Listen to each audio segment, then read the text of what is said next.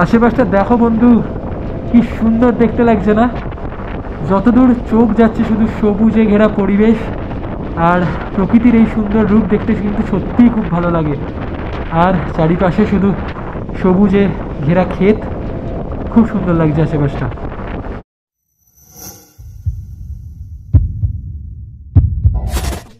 Hello, what's up guys, it's your friend Orijit. Welcome to the channel and I hope that you all are absolutely fine. তো বন্ধু, আজ আমরা আলিপুরদুয়ারে আছি, আর আলিপুরদুয়ার থেকে আজ আমরা চন্দননগরের দিকে রওনা দেবো। তো আলিপুরদুয়ারে আমরা হোটেল এলিটে আছি, যারা আগের এপিসোড দেখেছো তারা জানো। তো চলো একবার তোমাদের রুম টুরটা দিয়ে দিই। আমাদের রুম ছিল, আমি দীপু আর অভিজিৎ ছিলাম। এইখানে ডাবল বেড আছে, এখানে সিঙ্গেল বেড। এইখানে দেখতে পাচ্ছ সোফা আছে, টেবিল আছে, আর আমাদের সব লাগেজ এদিক ওদিক, আর মিরর, আলমিরা। আর এইটা খুব ভালো, পুরো রাস্তার ধারেই একদম হোটেলটা। আর এইটা হচ্ছে আমাদের বাথরুম। তো চলো এবার একটুখানি ব্রেকফাস্ট করবো। আমরা ব্রেকফাস্ট এখান থেকেই করে নিচ্ছি, হোটেল এলিট থেকে। ছোলে ভাটুরে দেখতে পাচ্ছ। দেবু বল কেমন? সেরা সেরা। চলো ওটা খেয়ে নিই, খেয়ে বেরোনো যাবে। আমরা এই এলিট রেস্টুরেন্টেই কাম হোটেলেই ছিলাম, একদম রাস্তার মেন রোডের পাশে। তো চলো, গাড়ি ফাড়ি সব রেডি হয়ে গেছে, তো বেরোনো যাক। একবারে তোমাদের সঙ্গে দেখা হবে মোটর পার্কিং। এখন বাজে 10টা বাজতে 10, আর আমরা আলিপুরদুয়ার থেকে বেরোলাম কলকাতার উদ্দেশ্যে। এইখান থেকে আমাদের বাড়ি চন্দননগর, ডিস্টেন্স হচ্ছে 681 কিলোমিটার। আর গুগল ম্যাপ বলছে আমাদের সেখানে পৌঁছাতে লাগবে এখনও 15 ঘন্টা। এইটা বেসিক্যালি আলিপুরদুয়ারের একটা প্রাইম মার্কেট এরিয়ার, তাই জন্য দেখতেই পাচ্ছ প্রচণ্ড জ্যাম আছে। কিন্তু একবার এই মার্কেট এরিয়া থেকে বেরিয়ে যদি আমরা হাইওয়েটা ধরে নিই না, তাহলে কিন্তু ঝামেলা অনেকটা কমে যাবে। দেখো কি সুন্দর দুর্গা ঠাকুরকে নিয়ে যাচ্ছে ট্র্যাক্টরে করে। তো এখন তো পুজো শুরু হয়নি, বাট যখন তোমরা এই ভিডিওটা দেখছো ততদিনে হয়তো পুজো শেষও হয়ে গিয়েছে। তো আশা করছি এই মায়ের মূর্তিটা দেখে তোমাদের পুজোর কথা মনে পড়লো। তো পুজো কেমন কাটলো অবশ্যই কিন্তু কমেন্ট বক্সে জানিও। আশেপাশটা দেখো বন্ধু, কি সুন্দর দেখতে লাগছে না? যতদূর চোখ যাচ্ছে শুধু সবুজে ঘেরা পরিবেশ, আর প্রকৃতির এই সুন্দর রূপ দেখতে কিন্তু সত্যিই খুব ভালো লাগে। আর চারিপাশে শুধু সবুজে ঘেরা ক্ষেত, খুব সুন্দর লাগছে আশেপাশটা। এখন বাজে 11:15, আর আমরা ফালাকাটা ক্রস করছি। এরপরেই আসবে ধূপগুড়ি। আর এটা কিন্তু পুরো সিঙ্গেল লেন রোড, দেখতেই পাচ্ছ উল্টো দিক দিয়েও গাড়ি আসছে। যদি এখন রাস্তাটা একটু ফাঁকা, কিন্তু একটা কথা বলতেই হবে, রাস্তার কন্ডিশন কিন্তু খুব সুন্দর। বলতে বলতে আমরা পৌঁছে গেছি ধূপগুড়ি। এটাই হচ্ছে ধূপগুড়ি মার্কেট এলাকা। আর আরেকটু এগিয়ে সামনে থেকে আমাদের লেফট নিতে হবে জলপাইগুড়ি আর শিলিগুড়ি যাওয়ার জন্য। এখন আমরা ধূপগুড়ির কাছেই আছি, আর এইখান থেকে জলপাইগুড়ির ডিস্টেন্স হচ্ছে 35 কিলোমিটার, আর শিলিগুড়ি এইখান থেকে 85। আর রাস্তার কন্ডিশন খুবই সুন্দর, কিন্তু একটু ট্রাফিক একটু বেশি আছে আজকে, এই যা। এখন বাজে 12টা, আর আমরা কিন্তু 4 লেন হাইওয়েতে অ্যাট লাস্ট উঠে গেছি। তো রাস্তার কন্ডিশন তো খুবই ভালো, যেমনটা দেখতে পাচ্ছ।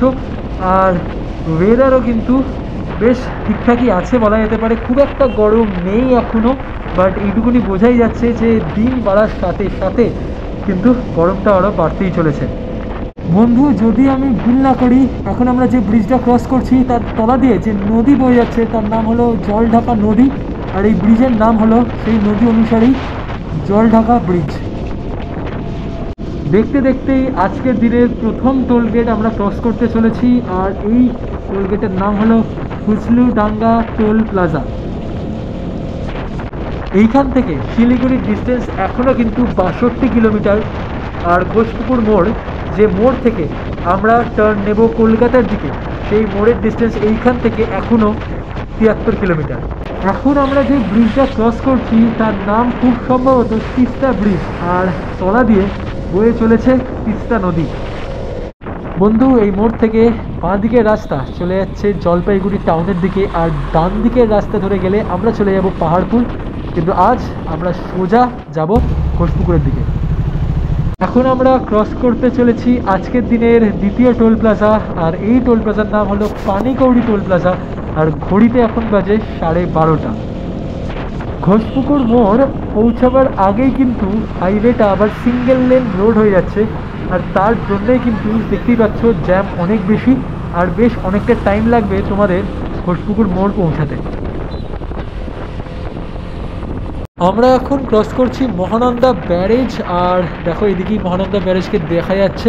এটা মহানন্দা নদীর ওপরে অবস্থিত, আর যখন আমরা আসছিলাম তখন কিন্তু এই মহানন্দা ব্যারেজের জলের ফোর্স কিন্তু অনেক বেশি ছিল। তোমরা যারা সেই এপিসোডটা দেখেছো অবশ্যই তোমরা জানো, আর যারা দেখোনি অবশ্যই অবশ্যই সেই এপিসোডটা দেখো, লিঙ্ক থাকবে ডেসক্রিপশানে।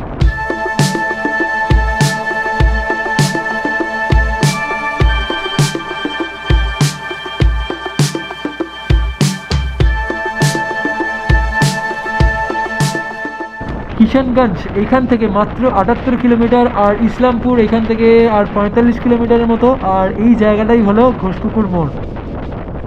বন্ধু, আজকের দিনের আমাদের তৃতীয় টোল প্লাজা আমরা ক্রস করতে চলেছি, আর এই টোল প্লাজার নাম হলো পশ্চিম মাদাতি টোল প্লাজা। বন্ধু, জাস্ট রাস্তার কন্ডিশনটা দেখো, এই হাইওয়ের কন্ডিশন কিন্তু একদমই ভালো নয়। দেখো ভোরে ভোরে বড় বড় পটহোলস, বড় বড় গর্ত আছে, যেখানে কিন্তু বাইক ফাঁসলে বাইকের যথেষ্ট ক্ষতি হতে পারে। তো রাস্তার কন্ডিশন এই মুহূর্তে কিন্তু একদমই ভালো নয়। তো চলো আরও এগোতে থাকি, আর রাস্তার যেমন কি আপডেট হবে সেগুলো তো অবশ্যই তোমাদের সঙ্গে শেয়ার করব। এই দেখো আমার একটা বাজে প্যাচ, মানে বুঝতেই পারছো রাস্তার কন্ডিশন কিন্তু খুব একটা ভালো নেই। অনেক দিন পর বন্ধু কলকাতা লেখা বোর্ড দেখতে পেলাম। কলকাতার ডিস্টেন্স এখান থেকে 527, পূর্ণিয়া 129, আর লখনৌ এখান থেকে 955 কিলোমিটার। কিষানগঞ্জ এখান থেকে 36 কিলোমিটার, ডালখোলা 63, আর মালদা 184।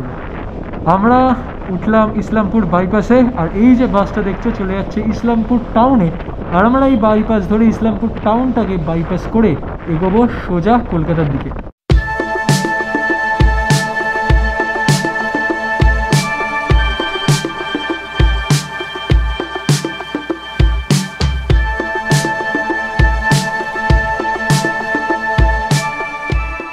তো 5 টাকা 50 পয়সা, এটা ওয়েস্ট বেঙ্গলে ফার্স্ট তেল ভরালাম আমি। আগের দিন আসামে ভরেছিলাম 96 টাকা এরকম কিছু ছিল। তো এই কতটা যায়, 820, 7.777। তো এখন বাজে 3:30, আর আমরা কিষানগঞ্জ ক্রস করে এখানে হোটেল ইউবরাজে দাঁড়িয়েছি। আর এইখানে দেখো আমাদের বাইকগুলো সব লাইন দিয়ে রাখা হয়ে গেছে। আর চলো ভেতরে যাই, ভেতরে গিয়ে এখানে আজকে লাঞ্চটা করবো। এখানে বলো যে কী কী অর্ডার করলাম বলে দাও। আমরা এখন অর্ডার করেছি 10টা বাটার রুটি, মানে বাটার তন্দুরি রুটি, আর 2টো বাটার নান, 2 প্লেট চিকেন ভর্তা, আর আমাদের জন্য পনির বাটার মশলা 1 প্লেট, আর 2 বোতল জল। এটা সবার থেকে ইম্পর্টেন্ট। সঙ্গে পেঁয়াজ আর লঙ্কা কমপ্লিমেন্ট দেবো। কেমন হ্যালো?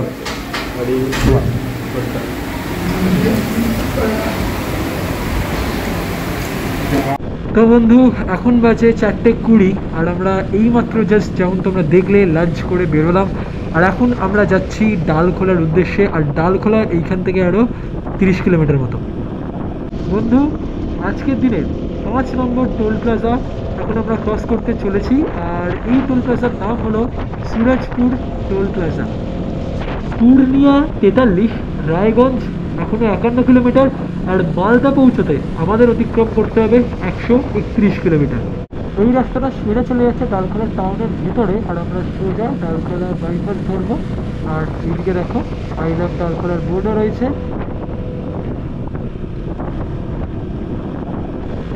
আর এইদিকে কিন্তু সুন্দর কাশফুল ফুটেছে। তো চলো ডালখোলা বাইপাস ধরে এগুলো যাক।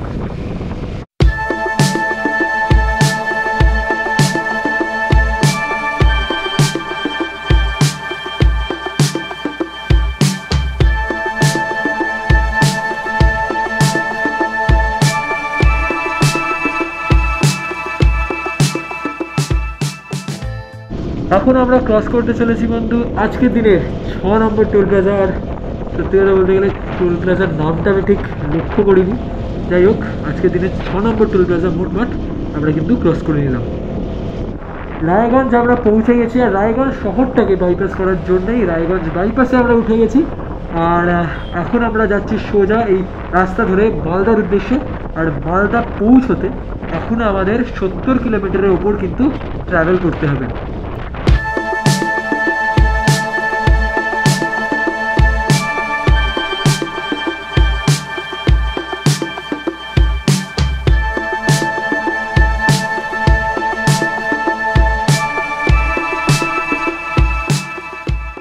ঘড়ির কাটায় 6:35 বাজার সাথে সাথে বন্ধু আমরা কিন্তু এন্টার করে গেলাম মালদা ডিস্ট্রিক্টে।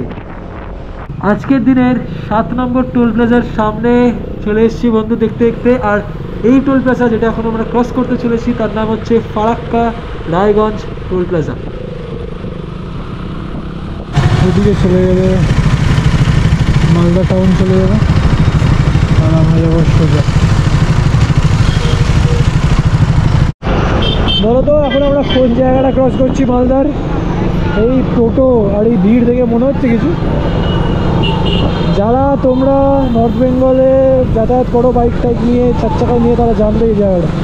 হ্যাঁ, আমরা এখন মালদার কালিয়াচক বাজারই ক্রস করছি, আর ওই 1:15 বাজে। আজকের দিনের 8 নম্বর টোল প্লাজা আমরা এখন ক্রস করে নেব।